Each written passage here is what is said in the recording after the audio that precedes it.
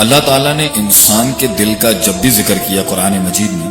تو ساتھ میں ہمیشہ سننے اور دیکھنے کے اوپر بھی ایمفسائز کیا، اس کو بھی ساتھ شامل کیا اس بحث کے اندر۔ اس کے پیچھے بہت گہرے نکات ہیں۔ اللہ تعالیٰ قرآن میں فرماتے ہیں وَاللَّهُ أَخْرَجَكُم مِّن بُطُونِ أُمَّهَاتِكُمْ، اللہ نے تمہیں تمہاری ماؤں کے پیٹوں سے تمہیں پیدا کیا، لا تعلمون شیئا، علم نام کی کوئی چیز نہیں تھی تمہارے پاس، جانکاری نہیں تھی، کسی چیز کا ادراک نہیں تھا، کوئی معلومات نہیں تھی، حق اور باطل کی اس وقت کوئی ایجوکیشن نہیں تھی۔ وَجَعَلَ لَكُمُ السَّمْعَ وَالْأَبْصَارَ وَالْأَفْئِدَةَ، پھر ہم نے تمہیں آنکھ دیے، کان دیے اور دل دیا، لَعَلَّكُمْ تَشْكُرُونَ، تاکہ اس سننے اور دیکھنے کے بعد تم اس دل کے ساتھ ایک ایسی سمجھ، ایک ایسا فہم، ایک ایسی فکر، ایک ایسا نظریہ بناؤ جس سے تم کیا کرو، لَعَلَّكُمْ تَشْكُرُونَ، اس امید کے ساتھ کہ تم اس میں سے ایک نیکی، پرہیزگاری، تقوی، عاجزی، انکساری اور عبادت کا عمل یعنی شکر جو اس کا ایک جز ہے، تاکہ تم اس شکر کو ادا کرو۔ آنکھ اور کان سننے اور دیکھنے کا انسان کے دل کے ساتھ ڈائریکٹلی تعلق ہے، اس لیے قرآن مجید، فرقان حمید، کتاب مبین، برہان عظیم انسان کے سننے اور دیکھنے کے اوپر بہت رہنمائی بھی کرتا ہے، تنبیہات بھی کرتا ہے اور انسان کو نئے نئے مشاہدات کی دعوت بھی دیتا ہے۔ لوگ کہتے ہیں کہ شاید ہم سائنس میں بلیو نہیں کرتے، بلکہ سب سے پہلی سائنس تو ہم نے ہی کی تھی۔ اللہ تعالیٰ قرآن میں فرماتے ہیں افلا ينظرون الى الابل كيف خلقت، کیا انہوں نے اونٹ کو نہیں دیکھا کہ وہ کیسے پیدا کیا گیا، والى السماء كيف رفعت، کیا انہوں نے آسمانوں کو نہیں دیکھا کیسے وہ بلند کر دیے گئے ہیں، والى الجبال كيف نصبت، کیا انہوں نے پہاڑوں کو نہیں دیکھا کیسے وہ نصب کر دیے گئے ہیں، والى الارض كيف سطحت، کیا انہوں نے زمین کو نہیں دیکھا وہ کیسے پھیلا دیے گئے ہیں۔ تو اللہ تعالیٰ انسان کی سینگ اور ہیئرنگ، سننے اور دیکھنے کو دعوت تو دیتا ہے، منع نہیں کرتا اس کو کسی چیز سے، مگر اس کے ساتھ وہ پازیٹیوٹی، وہ آپٹیمزم، وہ گاڈ کانشیسنس، وہ روحانی تعلق، ایسے معاملات کا، ایسے سولوشنز کا ادراک کرنا جن سے انسانی عقل اور عقیدے اور نظریے کی رہنمائی ہو، اس کی روحانیت کی رہنمائی ہو، اس کے اندر ایسا تفکر پیدا کرنا جس سے وہ ایک کامل اور ایک اچھا انسان بن سکے، جو خدا کو مائنس کر کے تو ہو نہیں سکتا۔ تو ان ساری چیزوں کے اوپر تو اسلام اور قرآن اور اللہ کا دین تو انسان کو زور دیتا ہے کہ افلا تفکرون، کیا تم فکر نہیں کرتے،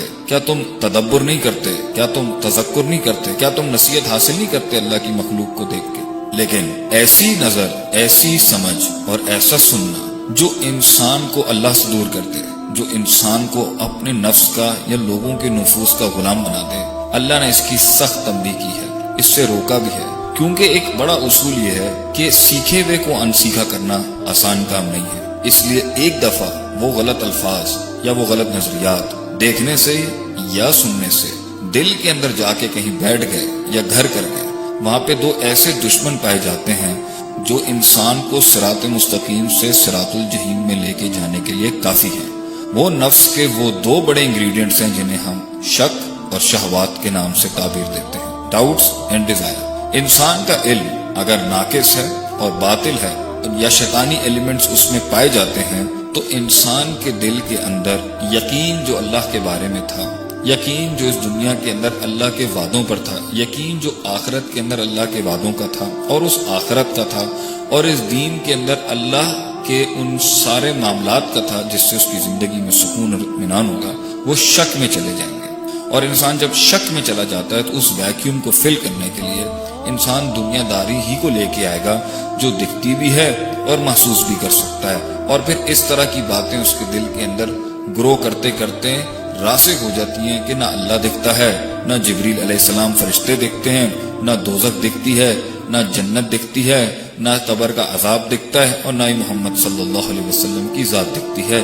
یہ سب قصے کہانیاں ہی ہوں گے۔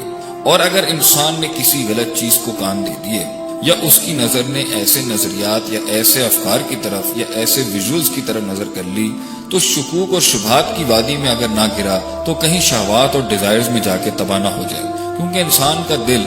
جتنا زیادہ انوالوڈ ہوگا، ہم روکنا نہیں چاہتے اس چیز سے کہ انسان کام نہ کرے، اس دنیا کے اندر تعمیر نہ کرے، اس دنیا میں پروڈکٹیوٹی نہ ہو، مگر اس کے ساتھ ایک محاسبہ، نفس کا محاسبہ، زندگی کا محاسبہ، عمل کا محاسبہ اور نظریات کا محاسبہ لازم ہے۔ اس لیے تو اللہ قرآن میں کہتے ہیں وَلْتَنْظُرْ نَفْسٌ مَا قَدَّمَتْ لِغَدٍ، ہر انسان کو چاہیے کہ وہ دیکھے کہ اس کی نفس نے آگے کے لیے کیا بھیجا ہے۔ مگر کام کرتے ہوئے اگر کوئی غلط ایسے نظریات یا ایسے ویژول یا ایسی باتیں سننے کو آ گئی تو وہاں پر دوسرا جو بڑا اس کے اندر انگریڈینٹ ہے، جو اس کے نفس کے اندر اس کی روح کے ساتھ جڑا ہوا ہے، جو ڈیزائر اور شہوات کا ہے، وہ اسے مغضوب علیہم بنا سکتا ہے، وہ اسے حق کے رستے سے توڑ سکتا ہے۔ اور یہ دو امراض اور دو بیماریوں کے ساتھ انسان کی جو دینی پروڈکٹیوٹی ہے اور دنیاوی پروڈکٹیوٹی ہے وہ تباہ ہو سکتی ہے، وہ برباد ہو سکتی ہے، اور انسان کا جو یہ لمبا سفر جو وما خلقت الجن والانس الا لیعبدون کے لیے شروع ہوا تھا اور اس صراط مستقیم سے وہ ڈیویٹ ہو سکتا ہے۔ اس لیے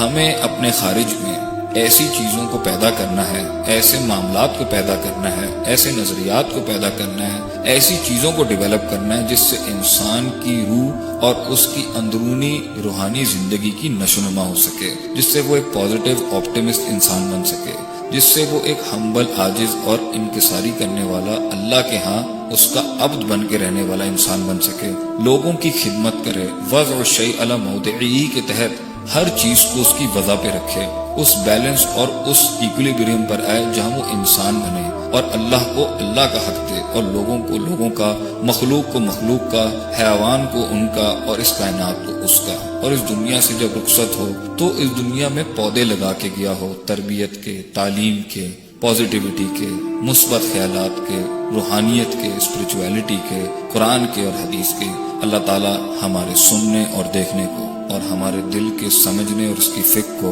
اس کی حفاظت کرے اور اپنے منہج اور اپنی تعلیمات اور اپنے اصولوں پر اس کی تربیت کر کے اسے ایک کامل انسان بنائے۔ السلام علیکم ورحمۃ اللہ وبرکاتہ۔